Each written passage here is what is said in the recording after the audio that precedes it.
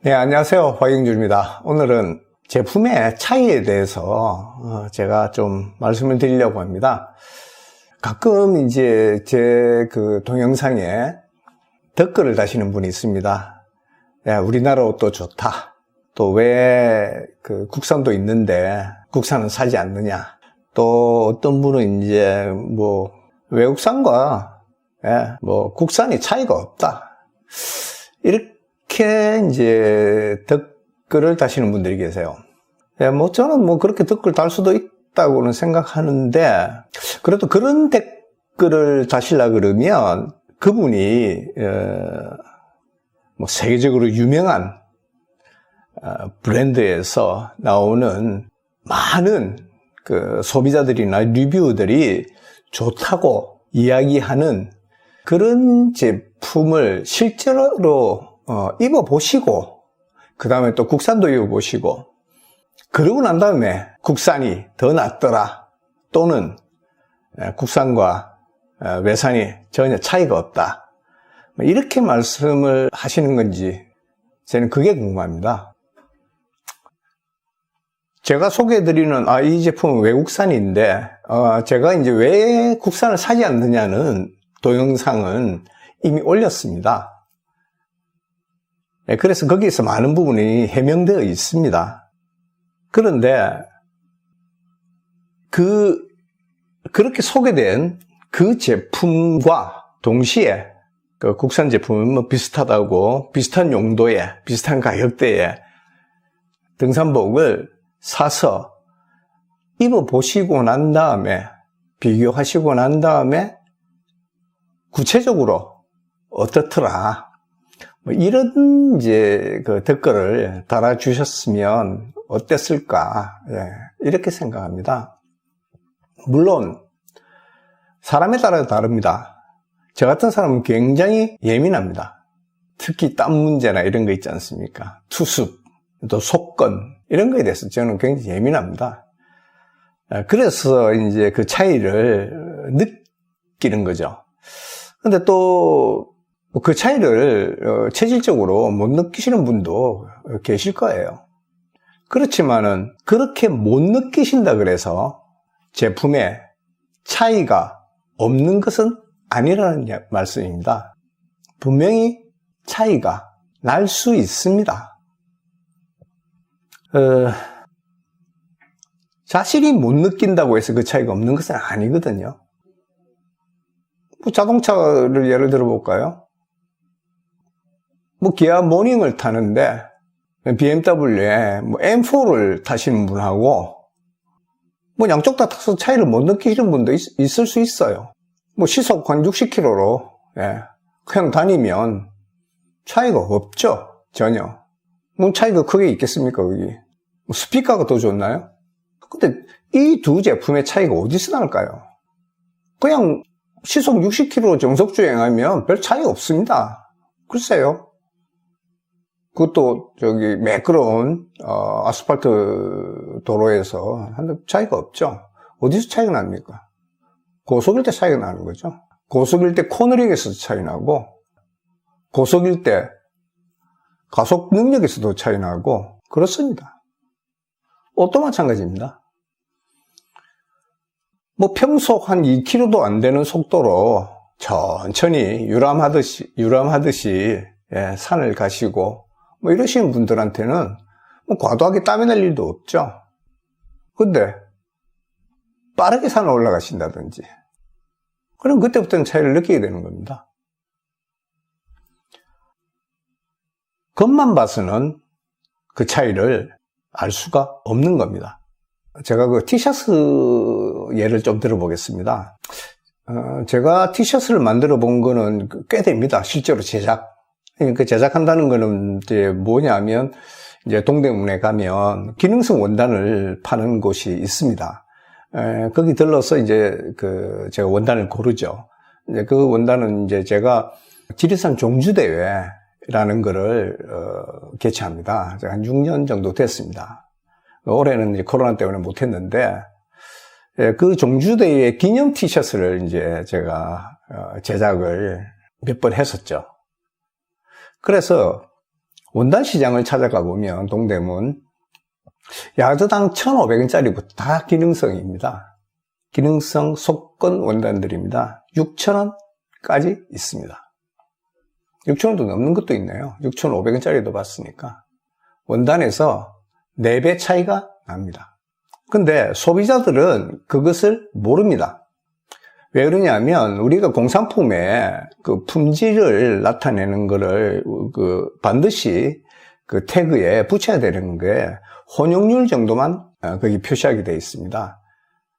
그러니까 이 원단이 얼마나 땀을 빨리 흡착하느냐, 또 얼마나 빨리 말려주느냐, 거기에 대한 실험 데이터를 표기할 아무런 의무가 없는 겁니다, 제조업체에서. 그러니까 겉보기는 다 똑같은데 다를 수가 있는 거죠. 왜? 원단 가격이 다르거든요. 근데 원단 가격이 왜 다를까요? 물론 원단의 두께에 따라서 그 소요되는 이제 그 실의 그 양이 달라지니까 다를 수가 있겠죠. 예, 그거 말고도 실이 이렇게 생겼으면, 그러니까 속건성 이제 그 폴리에스터에 이제 마이크로파이버가 만약 이렇게 생겼다 그러면 여기에 홈이 2개가 있느냐, 4개가 있느냐, 6개가 있느냐에 따라서 가격이 달라집니다. 홈이 많으면 많을수록 땀을 빨리 빨아들입니다. 그리고 표면적이 넓기 때문에 빨리 마릅니다. 홈이 많으면 많을수록 당연히 비싸집니다. 또 어떤 티셔츠는 보풀이 조금 잘 일어나고 어떤 티셔츠는 보풀이 잘 일어나지 않습니다. 뭐냐면 실이 짧은 거를 계속 이렇게 연결해서 꼬우면 아무래도 보풀이 잘 일어나겠죠. 그리고 이 강도도 실을 갖다 짧은 걸 자꾸 꼬아놨으니까 강도도 인장 강도도 약해집니다. 그런데 원사가 굉장히 길게, 그걸 우리가 장섬이라고 그럽니다. 길게 뽑으면 인장 강도도 좋아집니다, 실이. 우리가 이제 그 한 가닥을 필라멘트라 그러거든요. 그 필라멘트를 길게 뽑으면 뽑을수록 그렇게 됩니다. 그러면 길게 뽑은 것들은 당연히 비쌉니다. 우리는 모릅니다. 티셔츠를 꺼내놓고 아무리 쳐다봐도 그 차이를 알 수가 없습니다. 그러면 어떻게 됩니까? 그 차이를 알려면 입어봐야 됩니다. 입고 높은 강도의 운동을 해봐야 그 차이를 느끼게 됩니다. 등산을 강도 있게 해보면 그 차이를 느끼게 됩니다. 물론 뭐 그렇게 해도 못 느끼시는 분도 계실 수 있어요. 그렇지만 제가 주장하는 거는 본인이 못 느낀다고 해서 그 차이가 없는 것은 아니라는 겁니다. 그리고 일반 소비자들은 그 원단이 야드당 얼마짜리 원단인지 모른다는 겁니다. 그리고 그 원단이 어떤 원산을 사용해서 어떻게 직조해서 만든 제품인지를 일반 소비자들은 알 수가 없는 겁니다. 그래서 제가 말씀드리는 거는, 아니 국산과 외산이 다를 바가 없지 않냐, 그렇게 주장하시는 분들은 일단 입어보시고, 2개를 외산, 국산 입어보시고 또 빡시게 등산을 해보시고 그 다음에 그런 말씀을 해주시면 좋겠다는 겁니다. 우리나라에서 나오는 옷들도 굉장히 좋은 옷들이 많이 나옵니다. 그렇지만은 그게 최고 좋으냐, 그거는 또 다른 차원의 문제입니다. 적당히 좋은 것, 그 다음에 아주 좋은 것은 차이가 있는 거거든요, 그냥. 우리나라에서 원사 굉장히 잘 만듭니다. 근데 제가 우리 지리산 종주대를 위해서 티셔츠를 만들어 보지만은 동대문에 가서 많이 뒤집니다. 거의 뭐 대부분의 그 원단 파는 가게들을 찾아가서. 근데 제 마음에 딱 드는 원단은 한 번도 못 썼습니다. 아크테릭스의 페이지 SL처럼 그런 원단을 만들고 싶은데 그 원단을 가지고 있는 업체가 없는 겁니다. 원단 장사들이 없는 겁니다. 그리고 원단을 만드는 회사가 없어요.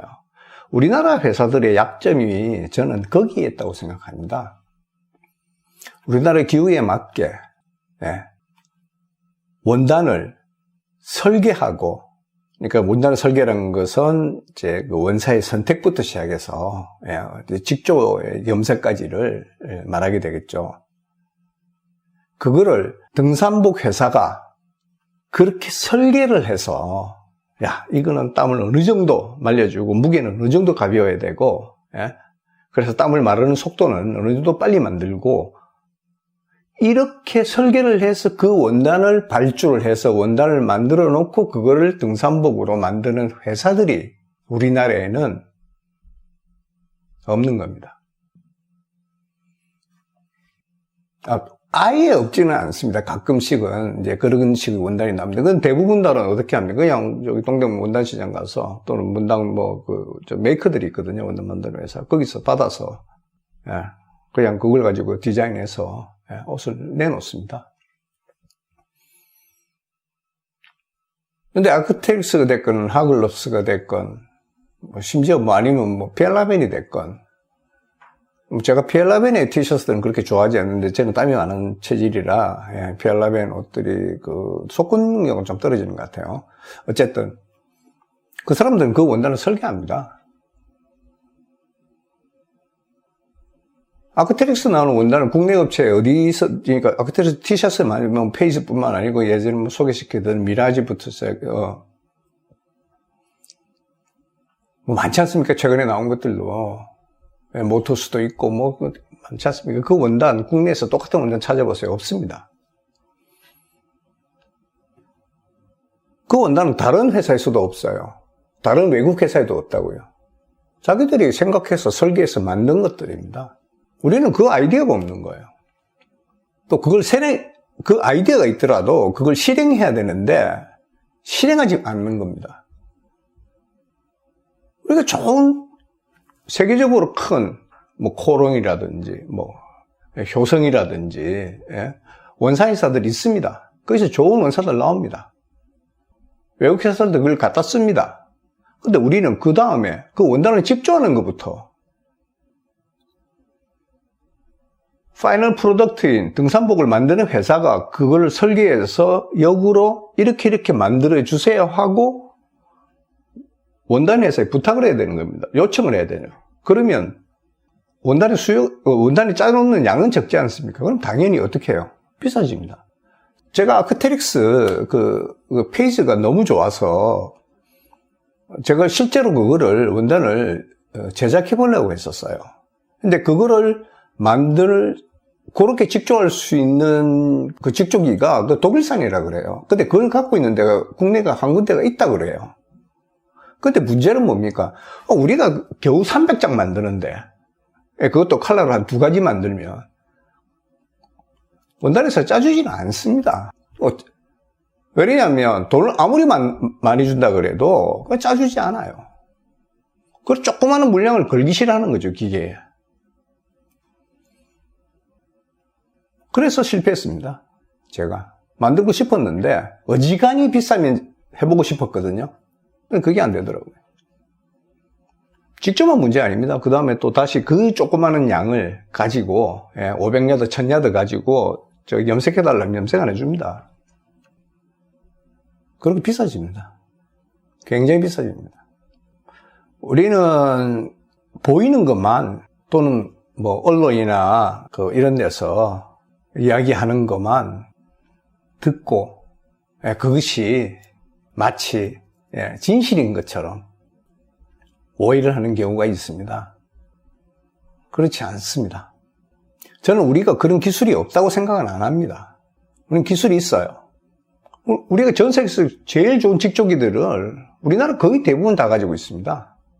그 다음에 아주 좋은 원사를 만드는 회사들 우리나라에 있어요. 그런데 그 밑에 다운스트림으로 내려가면 갈수록 실력이 떨어지는 겁니다. 지난 몇 주간 제가 텐트 이야기를 계속 했죠. 힐레베르가 만드는 그 텐트에 쓰는 캘로리라는 원단이 있습니다. 그거 한국에서 만듭니다. 헬스포츠 원단요, 그 플라이에 들어가는 원단 한국에서 만듭니다. 근데 왜 달라요? 그 사람들은 그걸 자기들이 켈론 원단과 똑같은 원단을 다른 텐트 메이커에서 보신 적이 있어요? 없지 않습니까? 헬스포츠의 텐트에 쓰이는 원단을 다른 곳에서, 다른 텐트 메이커에서 보신 적 있냐고요? 없죠? 그 사람들이 설계를 한 겁니다, 그렇게. 예? 어떤 종류의 나일론을 써서, 예? 립스탑으로 직조를 하는데, 그 직조할 때 몇 디어니어짜리를 써서 거기다 코팅을 어떻게 입히는지 하는 것들은 그 사람들이 결정한 거예요.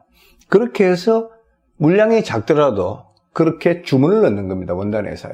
그 다음에 원단을 받아서 코팅 회사에 넘겨가지고 코팅을 하는 거예요. 그래서 받아오는 겁니다. 우리는 그렇게 안 하거든요. 립스탑 원단도 굉장히 많이 나와 있습니다. 그냥 시장에 가면 립스탑 있는 거 그냥 사서 텐트 만들면 다른 거와 차이가 없어지는 거죠. 제가 다시 한번 그 부탁을 드립니다. 첫 번째는 만약 어떤 제품에 대해서 비판을 하고 싶으시면 정말 이 제품 저 제품을 똑같다고 주장하시든지 아니면 여기가 뭐 낫다고 주장을 하시든지 어떻게 주장을 하시든지 실제로 입어보시고 그 다음에 그 주장을 하셨으면 좋겠습니다. 실제로 내가 똑같은 조건 하에서 내가 입어봤더니 기온이나 습도나 또는 운동 강도에 있어서 똑같은 땀을 흘리는 정도가 똑같을 때 그러고 난 다음에 마르는 속도를 봤더니 어떤 게 더 낫더라, 이렇게 주장하시면 저는 받아들일 수 있어요. 그리고 실제로 제가 그 옷을 사서 한번 테스트해 볼 수 있습니다. 근데 그게 아니고 막연히 아니 한국 제품도 좋아 이렇게 말씀하시면 저는 동의하지 못합니다. 그분이 이 시장에 대해서, 이 시장이 어떻게 돌아가는지에 대해서 잘 아신다고 생각을 저는 인정하기 싫네요.